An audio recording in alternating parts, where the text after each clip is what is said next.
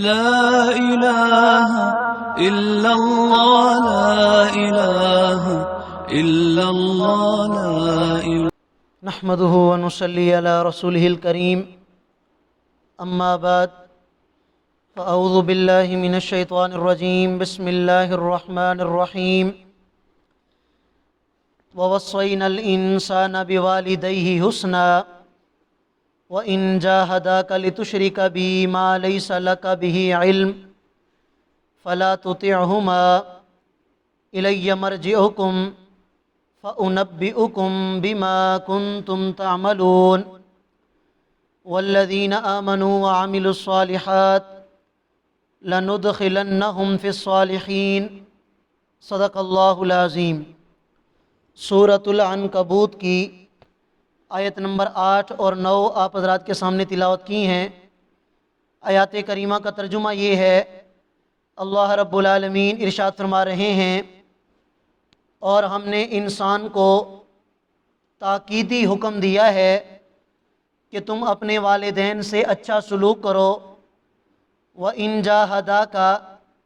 اور اگر تمہارے والدین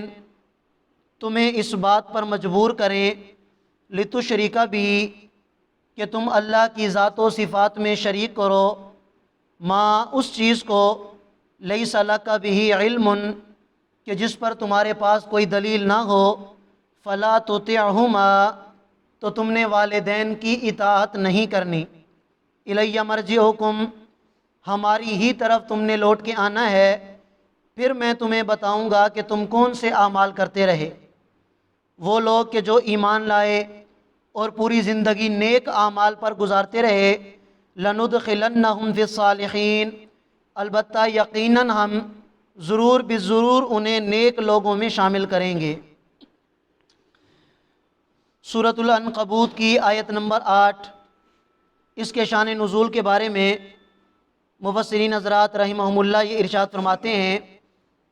کہ حضرت سعد رضی اللہ تعالی عنہ جب انہوں نے ایمان قبول کیا، اسلام کے قلعہ میں وہ داخل ہوئے، تو ان کے اڑوس پڑوس میں رہنے والے جو لوگ تھے ان کو یہ بات پسند نہ تھی کہ حضرت سعد رضی اللہ تعالیٰ عنہ کیوں انہوں نے ایمان قبول کیا۔ تو بعض لوگ شرارتی بھی ہوتے ہیں، وہ سارے اکٹھے ہو کر حضرت سعد رضی اللہ تعالیٰ عنہ کی والدہ کے پاس پہنچ گئے۔ ان کے والد کا انتقال ہو چکا تھا، تو ان کی والدہ کو جا کے یہ کہا کہ حضرت سعد رضی اللہ تعالیٰ عنہ نے اپنے آبائی دین کو چھوڑ کر محمد صلی اللہ علیہ وسلم کے دین کو قبول کر لیا ہے، تو یہ تو کوئی اچھی بات نہیں ہے۔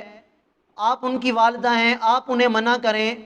اور انہیں اس بات پر لائیں کہ وہ دوبارہ اپنے آبائی دین پر آ جائے۔ حضرت سعد رضی اللہ تعالیٰ عنہ کو جب ان کی والدہ نے کہا تو والدہ کا کہا انہوں نے نہ مانا، اور فرمایا کہ کلمہ ہے اور آپ میری والدہ ہیں، آپ کے بھی اپنے حقوق ہیں، لیکن میں کلمہ طیبہ کو چھوڑنے والا نہیں ہوں۔ تو لوگوں نے کہا کہ تم اس طرح کرو، بھوک ہڑتال کرو، ساتھ سے کہو کہ میں اس وقت تک کھانا نہیں کھاؤں گی، پانی نہیں پیوں گی کہ جب تک تم ایمان کو نہ چھوڑ دو، اور اگر اس پہ بھی وہ نہ مانے تو تم باہر دھوپ کے اندر لیٹ جانا اور کہنا کہ میں اس وقت تک سائے میں بھی نہیں جاؤں گی کہ جب تک تم ایمان کو نہ چھوڑ دو۔ چنانچہ حضرت سعد رضی اللہ تعالیٰ عنہ کی والدہ نے بڑے طریقے کیے، پر حضرت سعد رضی اللہ تعالیٰ عنہ کے دل میں جو ایمان آ چکا تھا وہ اتنا پختہ تھا کہ حضرت سعد رضی اللہ تعالیٰ عنہ اس کو چھوڑنے کے لیے تیار نہ تھے۔ لوگوں نے مشورہ دیا کہ اپنی والدہ کی یہ حالت آپ علیہ الصلاۃ والسلام کے سامنے جا کے بیان کرو، اور ان کو کہو کہ یہ تمہارا کیسا دین ہے کہ جس کی والدہ مرنے کے قریب ہے، بھوک کی وجہ سے، پیاس کی وجہ سے، دھوپ پر لیٹنے کی وجہ سے، کیا وہ اپنے آبائی دین کی طرف واپس نہیں جا سکتا؟ کیا تمہارا اسلام، تمہارا دین اس بات کی اجازت نہیں دیتا؟ لوگ آپ علیہ الصلاۃ والسلام کے جب پاس پہنچے تو اللہ تعالیٰ نے یہ آیات کریمہ نازل فرمائی، جس میں اللہ رب العالمین نے ایک اصول بیان فرما دیا والدین کی اطاعت کا، کہ عام برتاؤ میں والدین کے ساتھ اچھا سلوک کرنا چاہیے، وہ کافر ہی کیوں نہ ہو، اخلاقی اعتبار سے، معاملات کے اعتبار سے ان کے ساتھ اچھا سلوک کیا جائے۔ لیکن اگر والدین کفر پر مجبور کریں، شرک پر مجبور کریں، تو پھر والدین کی اطاعت کرنا یہ جائز نہیں ہے۔ پھر ان کا آپ نے کہا نہیں ماننا کہ جب آپ کو وہ کفر اور شرک کی طرف لے کے جائیں۔ حضرت سعد رضی اللہ تعالیٰ عنہ نے جب یہ بات سنی تو اپنی والدہ کے پاس تشریف لے گئے اور جا کے کہا کہ اماں جان، آپ کے جسم میں اللہ تعالیٰ نے ایک روح ڈالی ہے،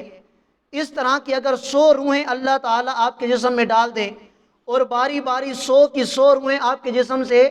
نکل جائیں، میں کلمہ طیبہ کو چھوڑنے والا نہیں ہوں۔ آپ میری والدہ ہیں، آپ کی خدمت میرے اوپر میرا حق ہے، تو میں آپ کو کھانا بھی پیش کرتا ہوں، پانی بھی پیش کرتا ہوں، آپ سائے پہ آ جائیں، ہر قسم کی خدمت کے لیے تیار ہوں، لیکن ایمان کو چھوڑنے کے لیے تیار نہیں ہوں۔ اسی کے ساتھ حضرت شاہ عبدالعزیز محدث دہلوی رحمۃ اللہ علیہ نے والدین کی اطاعت اور والدین سے حسن سلوک کا ایک فقہی ضابطہ یہ بیان فرمایا ہے کہ شریعت کے وہ احکامات کہ جن کو اللہ تعالیٰ نے ہمارے اوپر فرض قرار دیا یا جو ہمارے اوپر واجب ہیں، ان کو نہ کرنے پر اگر والدین مجبور کریں تو پھر والدین کی اطاعت نہ کی جائے۔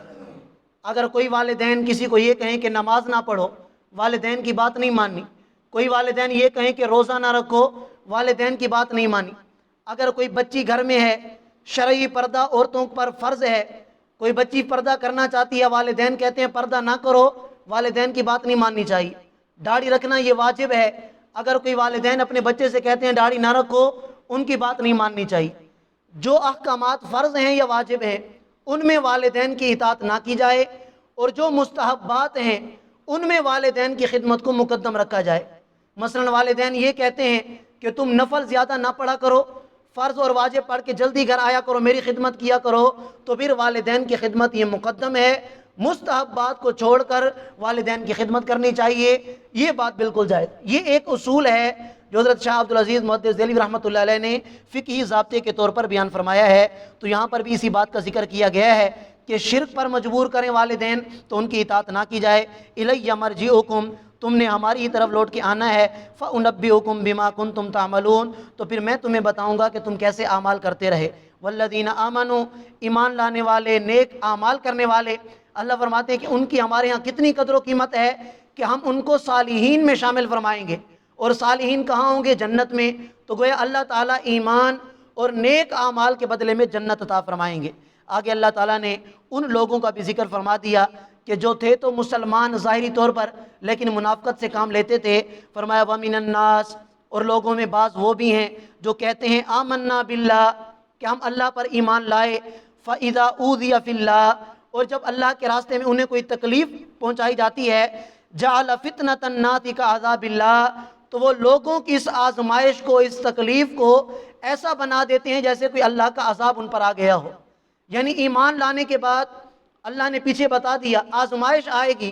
لیکن کچھ مسلمان ایسے بھی ہوتے ہیں جو حقیقت میں منافق ہوتے ہیں، جب ان پر کوئی تکلیف آتی ہے تو اس تکلیف کی وجہ سے وہ ایمان ہی کو چھوڑ بیٹھتے ہیں،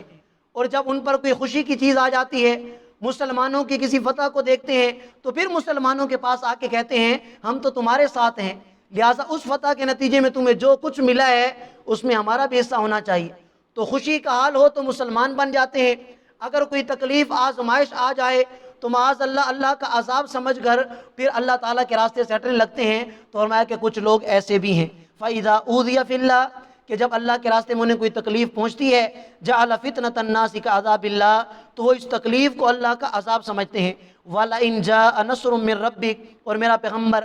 آپ کے رب کی طرف سے جب کوئی مدد آتی ہے، لَيَقُولُنَّ، تو وہ کہتے ہیں اِنَّا كُنَّا مَعَكُمْ، ہم بھی تمہارے ساتھ ہیں۔ أَوَلَيْسَ اللَّهُ بِأَعْلَمَ بِمَا فِي صُدُورِ الْعَالَمِينَ، کیا اللہ تعالیٰ نہیں جانتے ان باتوں کو جو تمام جہان والوں کے سینوں میں پوشیدہ ہیں۔ وَلَيَعْلَمَنَّ اللَّهُ الَّذِينَ آمَنُوا، البتہ ضرور بھی ضرور اللہ تعالیٰ ایمان والوں کو بھی ظاہر کریں گے، وَلَيَعْلَمَنَّ الْمُنَافِقِينَ، اور اللہ تعالیٰ منافقوں کو بھی ظاہر کریں گے۔ اللہ ایسے حالات پیدا فرما دیں گے کہ خود بخود پتہ چل جائے گا کہ یہ ایمان والے ہیں اور یہ منافقین ہیں۔ تو اللہ تعالیٰ ہم سب کو سمجھنے اور عمل کرنے کی توفیق عطا فرما دے۔ جزاکم اللہ۔